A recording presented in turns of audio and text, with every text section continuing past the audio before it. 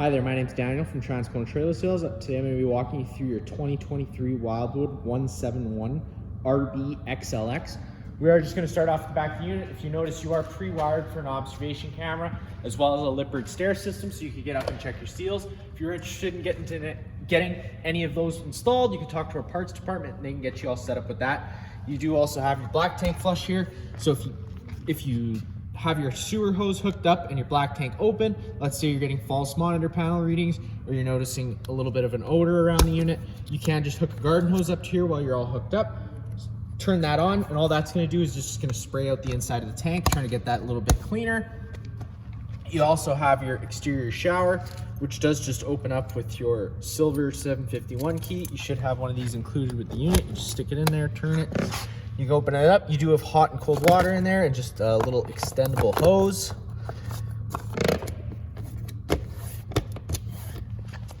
You also have your spare tire, and then just located in the back bumper is where you locate your sewer hose. Once fully extended, it is about 20 feet long. Just take a note of those 2 ears there. It's going to be the same 2 ears that hook up on your sewer outlet. I'll show you that in a second. And then in this back corner of the unit, as well as all 4 corners of the unit, you do have stabilizer jacks. The way those works is we have a tool in the front compartment, which I'll show you in a little bit. You hook it up to that bolt, you run this foot down to the ground, you give it another 1/8 turn. Once the foot contacts the ground, just to firm it up, that's going to take any bounce or sway you see we have in the unit right now. Just keep it in mind, you do have these safety chains here, which you have to release first, and all of them do have safety chains on them. In this corner, you do have cable satellite inlet, and then you do have your main power supply in. Take a note of that little notch there. It's going to line up with this notch on the trailer side. You just line those 2 guys up, give it another 1/8 turn just to lock it down, and then you got your threaded collar to really lock it into place. If you follow that back, you do have your standard 30 amp plug-in. Most campsites should have this, so you can plug right on in, but let's say you're at home and you want to run the fridge, or your campsite only has 15 amp service. We do include a 15 amp park adapter. Just keep it in mind, you're going down to 15 amps power, so you wouldn't want to be running something like your air conditioner on that. Right here, you do notice these 2 valves. These are just your low point drains. What you're gonna do is, let's say you wanna drain the lines because you don't want the water going stale or stagnant, you're leaving the unit for a while, you can just crack these open and it's just gonna drain all the liquid that's inside the lines currently. Right here's your sewer outlet. You're just taking this guy, giving it a twist. It's got the same ears that your sewer hose did, just lines in place with these notches. Take it, give it that firm turn, it locks. And then you got your gray tank and your black tank. You're always going to want to empty your black tank first, as it's your dirtiest water, which is filled from your toilets. And then you can follow behind that with your gray tank, which is filled from your sinks and showers. That's just trying to keep that hose that little bit cleaner. A little further down the unit, you do notice this little flap here.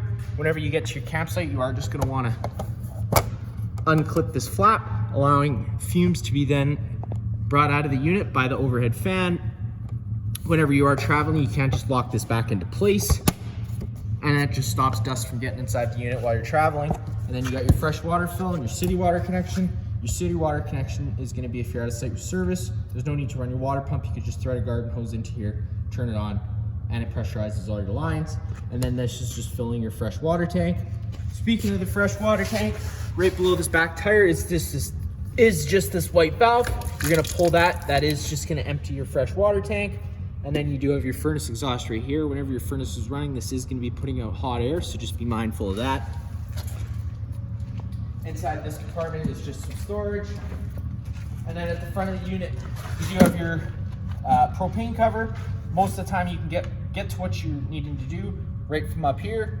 But let's say, for the purpose of the video, we are just going to slide this off.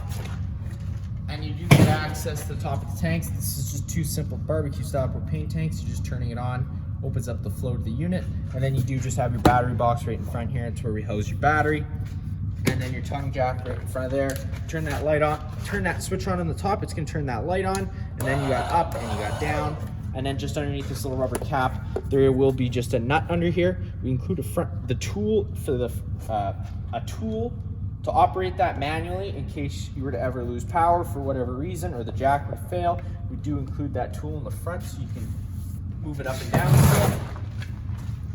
And then inside this little compartment here, you do have that tongue jack override tool as well as the tool for operating your front stabilizer jacks. And we keep both of those just secured in with these straps in this compartment.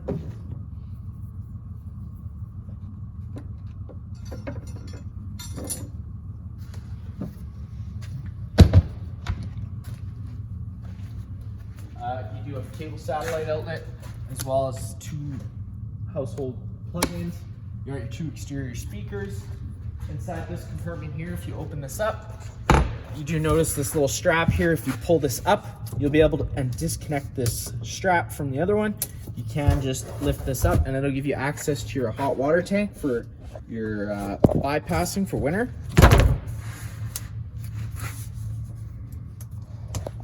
And then right below that is just your service port for your hot water heater. If you open that guy up, you can pull it right off.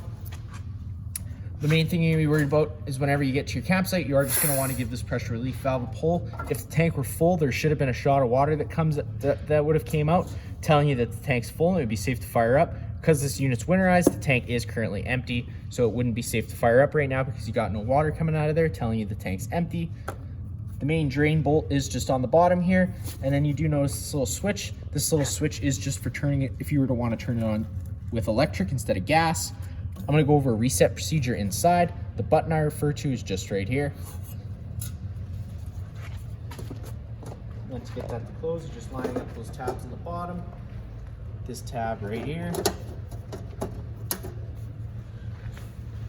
To get inside the unit, you just take this assist handle, push it up, hold it 90 degrees, it'll lock into place. Then you're able to open your door. One thing I'll note whenever you are opening the door, just be mindful that if you do fully open it, it does block that slide out arm. So if you're ever going to run that the awning arm, so if you are ever going to run that awning arm, just making sure your door is open enough to clear it. Get those stairs down. You are just taking note of these 2 notches here. You have adjustable feet so you can adjust it to your campsite needs so the stairs sit level at all times. So you're just getting that little safety release and the stairs will come down. You'll be able to hop on inside. First thing you notice is right on your right, you have your fire extinguisher. And then up on the wall here, you do have a couple light switches. That switch on the far left does do the dimmer. Now the dimmer's on, you can hit that button and it turns on the living space lights for the most part. And they all are also on their own center push buttons, so you can turn them on and off that way as well. And then you have your awning strip light right next to that.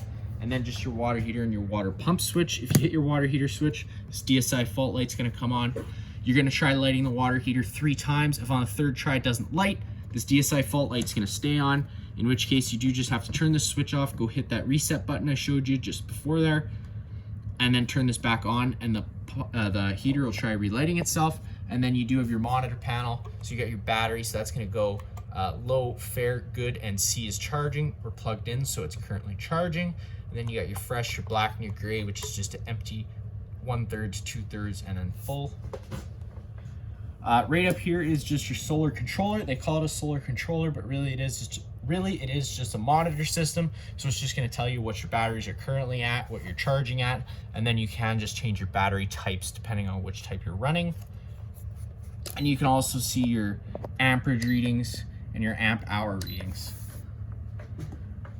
Once you get inside, you do have another switch right here just for a light in the little bedroom area.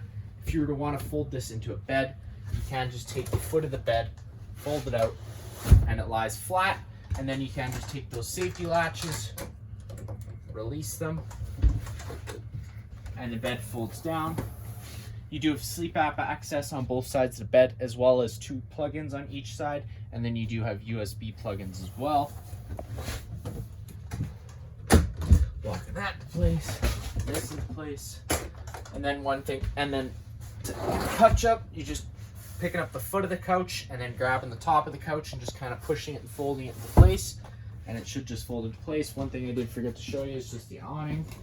So if you hit that button down, the awning's gonna start making its way out, making sure your doors open up and closed enough just so it doesn't contact that arm. Once the awning's fully extended, you are gonna see the back of the metal tube and the little flap hang down.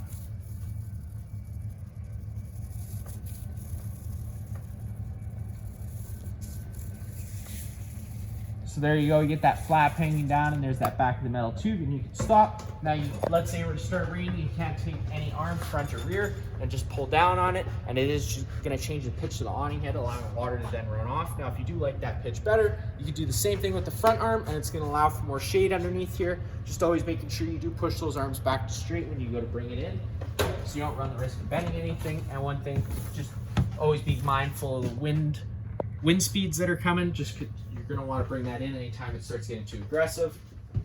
And then you do have your fire exit. That works pretty simple. You just pull this tab out, the screen's gonna pop right out. You take this handle, give it a push, and you can climb on out. All the blinds in the unit do kind of work the same way in here. You just kind of pulling down is where they're gonna stay, and then just giving it one pull, and it'll retract itself. Inside the dinette area, you do have a light on its own center push button, and then you do have your table seating area. You can also turn this into a bed just by taking these feet underneath out, taking that tabletop, laying it in that ledge, and then you can take your back cushions to fill in the center. Right here, you do have a TV backer for mounting a TV if you want to do so, and you can run all your cables into that little rubber cap there, and that just runs inside this storage area where you do have your cable satellite plugins and your 110 plug-in. And then this little black button here is just turning your antenna on the roof whenever your antenna is on. It also improves radio frequency. Once we get to the stereo, you got, basically it's gonna be just like home, minus the fact that you have two zones on this unit. Zone 2 is interior speakers and zone 1 is exterior speakers. And then you got your kitchen area, hot and cold water coming from the sink. Their main output for your furnace is just going to be right here. So let's say you do want to move that air around a little bit, I do recommend a fan. And then you do have your stove up top as well. Just keeping in mind the stove and the furnace both run off propane. Propane's heavier than air. We do include an LP detector, which is right down here. If this guy ever starts going off, you are just going to want to turn off the main supply propane at the front of the unit and just open up all the windows just to ventilate it out. To get that stove going, whenever you are running it, you are just going to want to have this fan on with that flap open, just so you can help evacuate some of those fumes. Flipping this glass cover back, it is pretty simple to turn on. You're just going to turn it over to light, hit it with the lighter, and it's going to light right on up. And the stove kind of works the same way. You're just opening that up. You are just going to turn this little knob over to that light option. While pushing it in, hit it with the sparker, and it lights right up to that pilot, and then you can turn it up to your desired temperature and it fires right on up.